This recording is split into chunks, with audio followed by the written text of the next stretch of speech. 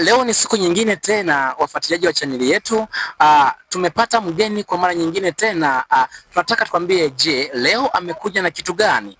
Karibu mgeni wetu, tuelezee mawili matatu ambayo umekuja kwa leo nimekuja na jambo moja kwamba chanzo cha kila kitu ni moyo.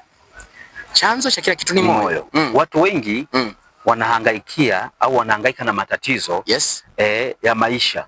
Wengi wanalaumu mazingira, wanalaumu watu wengine kwamba wamesababisha, au wanafikiri ni bahati mbaya.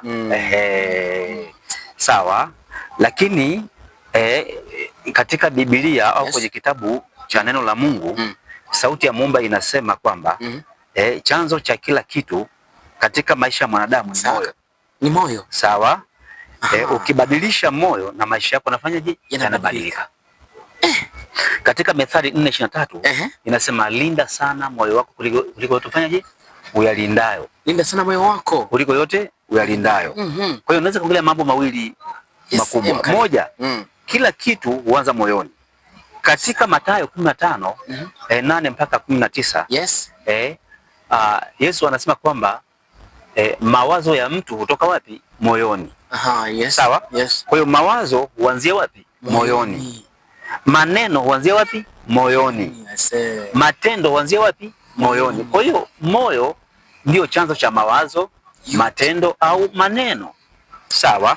Kwa kama moyo umejaa chuki, basi utaishi maisha nini? Ya chuki. Kama moyo umejaa upendo, utaishi maisha nini? Ya upendo. Kwa ndio maana nimekwambia moyo ni chanzo cha kila kitu. Mbili, moyo huamua maisha ya baadaye ya kwako. Maisha ya baadaye? Ndio. Ukisoma katika Ezekiel 36 ule mstari wa 26 anasema tawapeni moyo mpya. Kwa nini moyo mpya? Maana kuna maisha mapya.